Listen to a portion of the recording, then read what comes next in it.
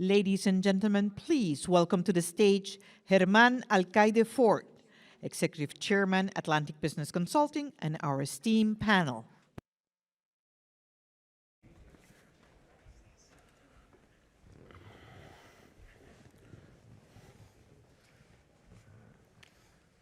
Good morning everybody, and welcome to the Industry Transformation Panel, a necessity for public-private collaboration in Latin America. Pandemic, as you know, has changed all our lives, and the industry needed to do a better innovation. So I'm really honored to moderate this panel and to introduce very good friends.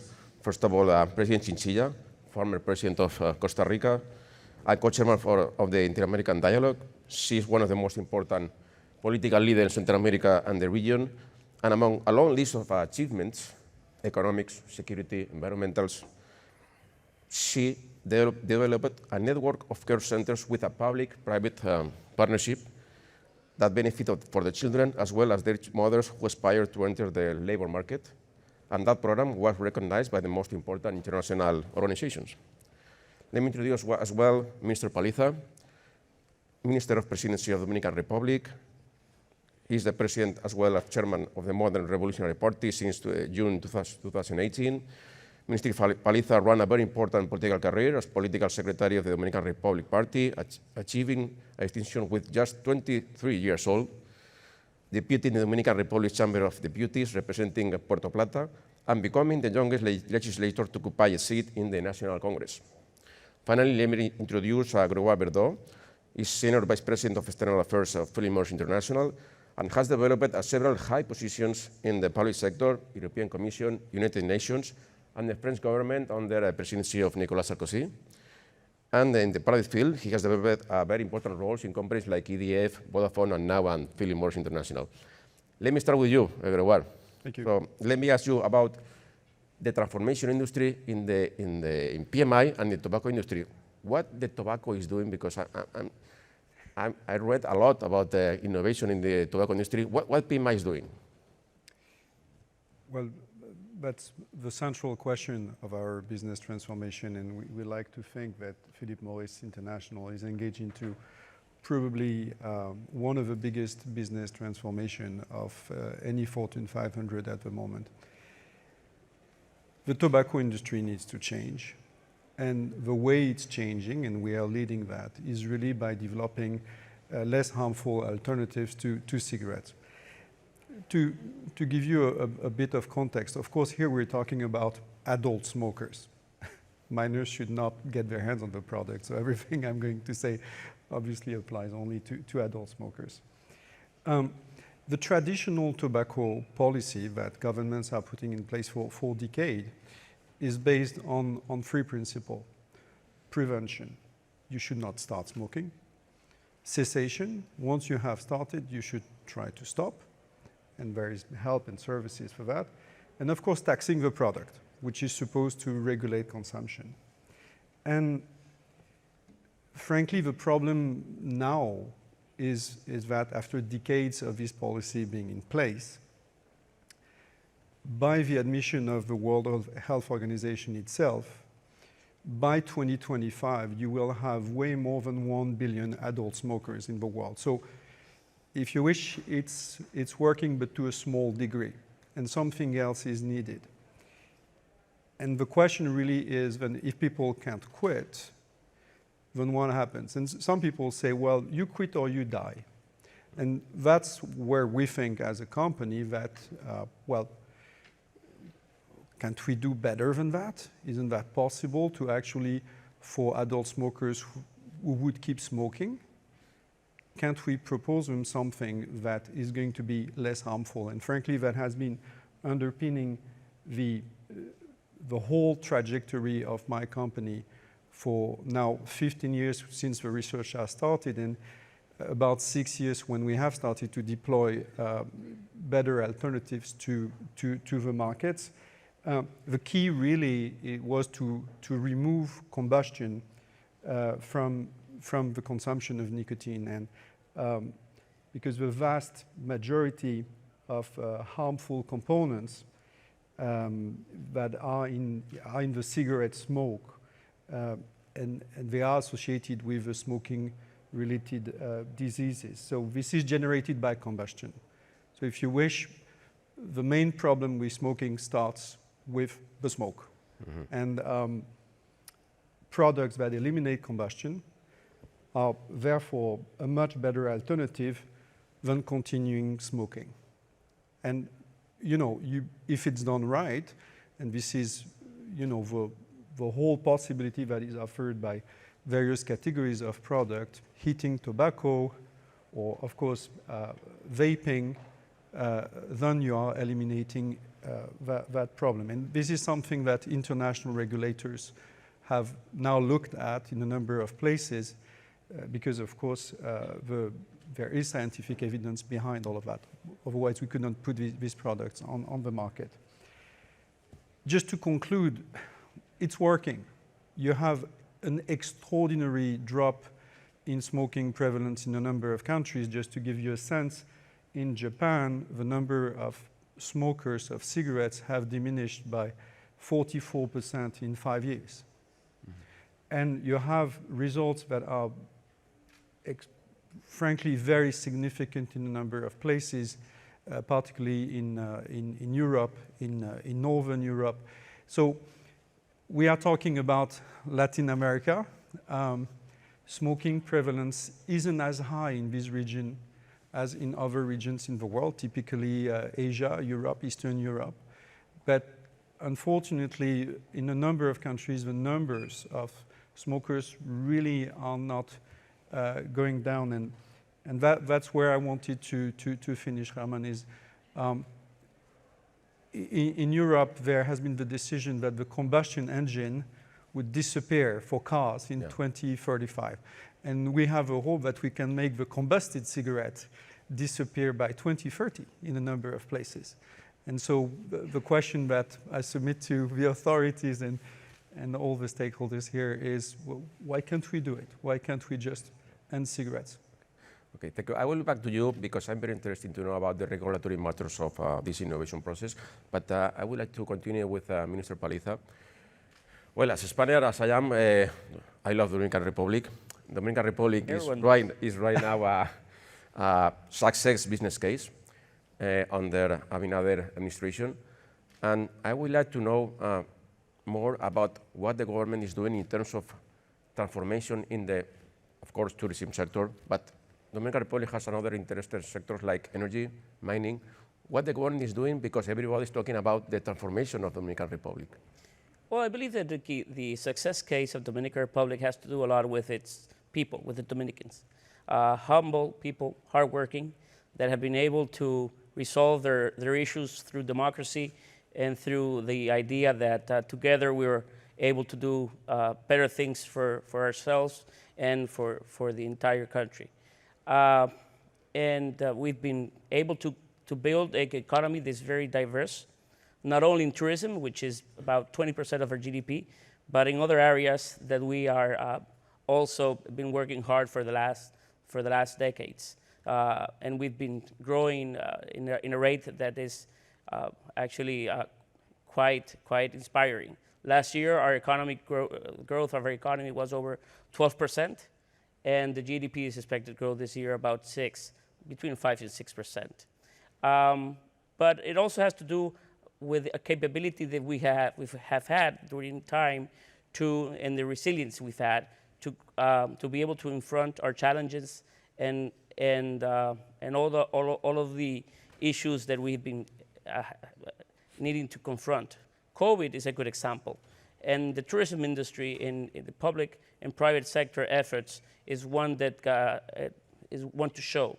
We were the only country in the world, to give you an example, that provided to each traveler that visited Dominican Republic a COVID traveler's insurance, so that any expense that you would incur because of COVID, this insurance would cover all of it. And with that, we were able to secure the health of our people, but at the same time, open our borders and have our main motor of our economy, that's tourism, going forward. And We've just been recognized by the World Tourism Organization as a country that has recuperated the best in tourism, the tourism sector in the entire world. We've been, every single month that goes by, we've been able to successfully break our own records, and we're receiving more tourists than ever. So it has to do with the combination of who we are, where we are located, and also the capacity that we've had as a country to confront and take challenges all together, building public and private initiatives that have been very successful. Okay, thank you. Very interesting. Let me continue with you, President Chinchilla. You have huge experience in political positions, and I would like to know your point of view about, from the government position, how the governments can strengthen the transformation, in terms of innovation, from the government position in a public-private partnership. Your opinion after your long experience in the government. Well, of course, governments play a leading role in this kind of process, but also they have to understand that in order to achieve the changes that we need, they must convene different sectors of society, not only the business community, but also some important social sectors. So consultation and dialogue probably now is more important than ever, because we are also governing in many countries, in Latin America is not the exception, in a very polarized kind of society. So achieving this kind of national agreements, trying to establish the priorities for not only the short but the long term.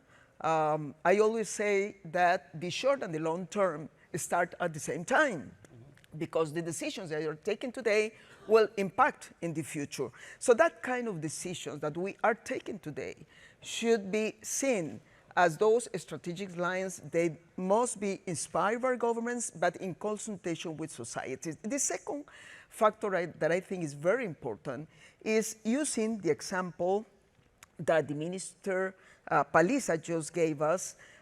Pragmatism in those times is very important. Those governments who are trying to put aside ideological concerns and are much concentrated about taking, those pragmatic decisions about how are we going to insert our countries in the global economy, how we are going to take advantage of the nearshoring, for example, opportunities, how we are going to incentivize innovation and technological-based economies instead of continuing just exporting commodities or depending of the external demands of our goods. Those kind of approaches are the successful ones. And you do not only see the case of Dominican Republic, you can also see the case of Panama, Costa Rica, in Northern America, but also you can see important examples in Southern America, like Uruguay, like many other economies, Chile. And finally, something that is going to be very critical at this point, they will need to try to mobilize the resources, because capital and financing is going to be very critical in the years to come, considering the high level of indebtedness of many of the economies in our countries. Okay, indeed. Very, very interesting. And going back and connecting with you again, Gregoire, we've been talking on the backstage with Mr. Paliza and President Chinchilla. Okay, about regulation, we have here a current Minister of Presidency, former President, very important government. How can you manage the regulation matter in terms of tobacco industry, as Philip Morris? How can you do the best approach to governments, like, for example, here we have Dominican Republic and other countries in Latin America? How do you manage that? So that's, of course, the key question. And to your point, President, it's about the collaborative mode. If you allow me, I will address this not only from my experience with Philip Morris, but also the 10 years I've spent in telecom, digital, and energy. I think that it's somewhere between the two things you want to avoid. The first one you want to avoid is innovation by permission, because with all the infinite respect I have for governments, the private investment knows the market, they know the consumers, and frankly, they are the drivers of innovation. And of course, it's going to hamper innovation if for everything that you attempt to do, you have to basically ask for permission. So that's one thing you want to avoid. But the other thing you want to avoid is disruption. And let's be very clear, I think that the tech industry is paying a very high price for having been very forceful on saying, we disrupt, we disrupt, we disrupt, and not necessarily managing the consequences for societies and governments alike very well. So this is exactly as the President said. So what is the kind of partnership that you can have? My deep feeling is that you need to have, from the onset, and this is really what we are trying to do today, you need to have very robust safeguards. As you say in regulatory language, ex ante, before it goes to the market. You need, in our case, very solid science-based product standards, and you need safeguards on the things that are important, such as youth prevention, preventing the access of young people to this product. Once you have that in place, you have to let the market pick the winners, and you will also learn a lot about what actually happens organically when the people actually do something with your innovation. And the challenge here is, if you wish, it's phased-in legislation. It's the ability that you have to have regular reviews and not this sort of like a law that is there once and for all, and then you have to wait several years to really adjust to the market reality. And the conclusion is really, this is why the ability for companies and governments to collaborate and exchange permanently in a way that is consistent is so important. Okay, understood. No, very interesting. Mr. Paliza, for you, I would like to know, continuing with you were talking, how can transformation can ensure from the government side and position can ensure the cross-border between the private sector and the public sector and in a country like Dominican Republic? But going back to Mr. Verdol's answer and putting also into context with the questions you have done, I believe that the most important effort that the government should push towards the future, and the biggest and most important public-private collaboration or alliance that governments can in some way pursue, has to do with education and has to do with preparing our citizens for the future.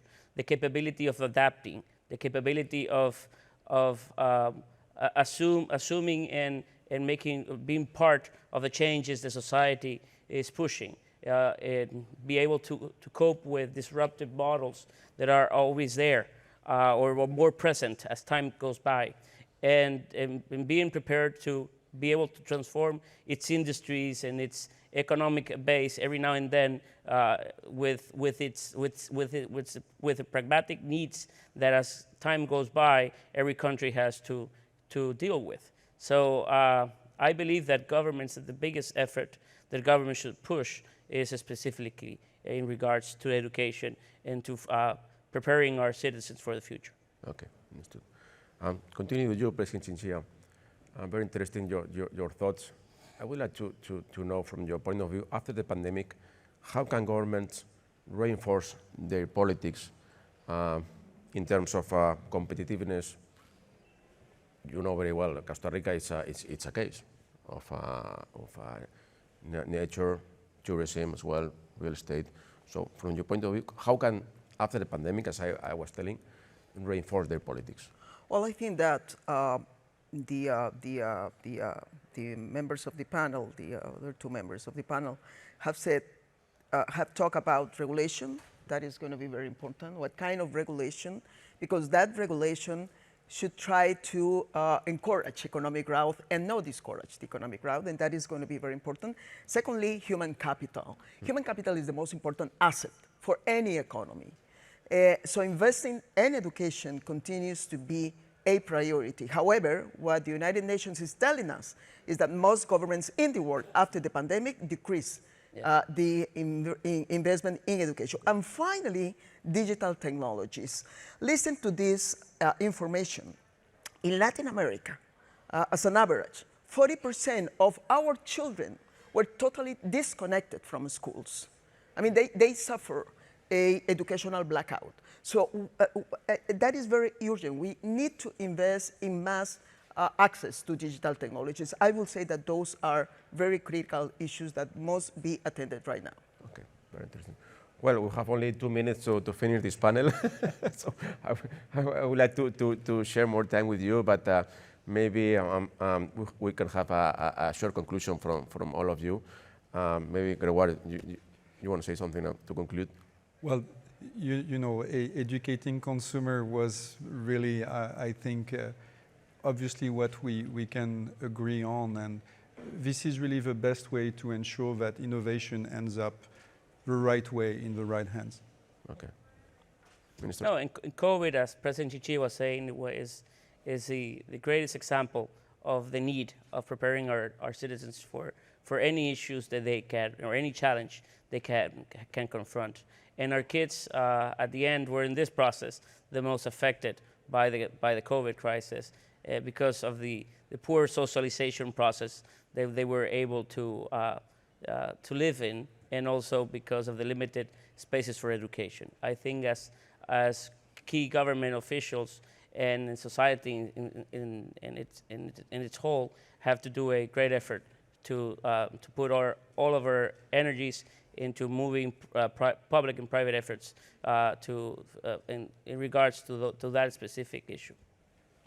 I would like just to say final words, because there are 3 kind of gaps that we need to close in our countries. One is the income gap, the other is the digital gap, I already say something about that, and the third one is gender gap.